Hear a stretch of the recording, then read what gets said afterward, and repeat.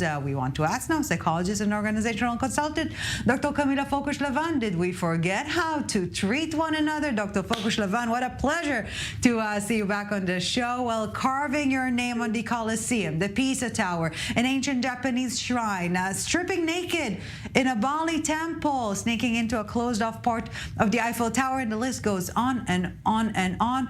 More than your ordinary hotel room trashing. What's happening? Well, first of all, as we know from ancient sites, these kinds of things have been happening for a while, with people carving all kinds of things. But more recently, right, like the question is, okay, we are able to finally travel, especially after Corona and being let out. Why not enjoy and appreciate the cultures we're going to, right? So often people will feel like if they move to a different country or if they visit a different country, this is just like a party town situation, and they all of a sudden shed all the responsibility, all the chains, if you will, of what you ought to, what you should, the social pressures. And they feel like, okay, what happens in Vegas stays in Vegas, right, kind of moment. But when you're around the world, right? And it's like, no, people actually live there. This means something to them. Maybe this is a sacred relic. Maybe this is something that is really, really passionate for them. Maybe this is very painful for them. And you're like literally stepping on it, kicking on it, carving a name on it. You know what I mean? But it seems to be yet another manifestation of our inability lately to see the other. We're so focused on our own narrative or on our own Instagram perfect picture, and we just forget that there are others involved in our own reality. 100%. I think it goes back to like discussions that you bring in so often, and you all know that I love you for that. But like, for example, the computers and games and everything, right? So like, there's a lot of this dissociation in a way from reality and from the world. And friends are virtual, meaning you don't really have friends. Okay, let's be honest. When was the last time you were like chasing a ball or talking to somebody? You know what I mean? Yeah. So there's this, and it's huge. And then forget like knowing how you will treat someone that is a different culture and speaks a different language if you can't even connect with your neighbor and chase a ball, right? So like, it already starts from childhood. And I think it's a failure of society in general, where we don't teach our children that by now are like 30 or whatever, right, that you need to respect somebody. You need to understand you're going to somebody's home. You need to share. You need to care. You need to look what they need. You need to be able to discuss. I think it's very, very important to teach our children to do that. And that translates into a different kind of adult.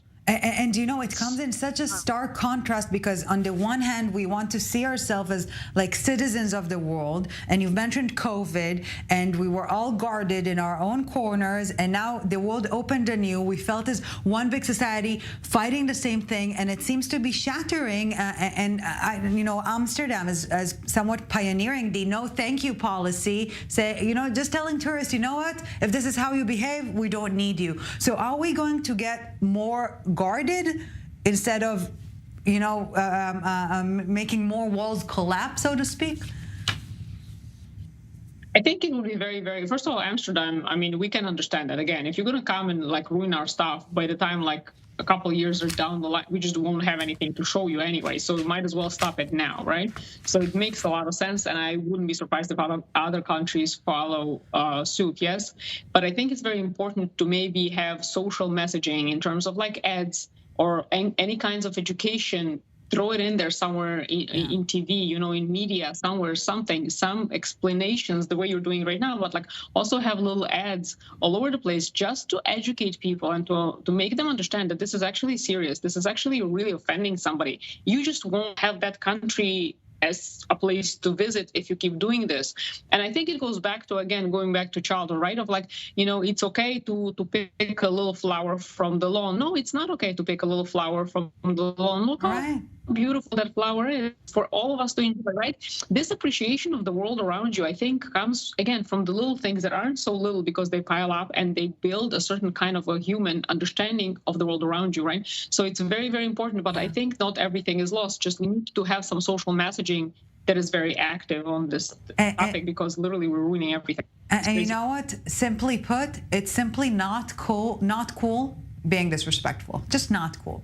Yes. All right, Dr. Camila Fogush-Lavan, psychologist and organizational consultant. Pleasure having you on the show. As per always, have a great night. Thank you. Ciao, ciao. And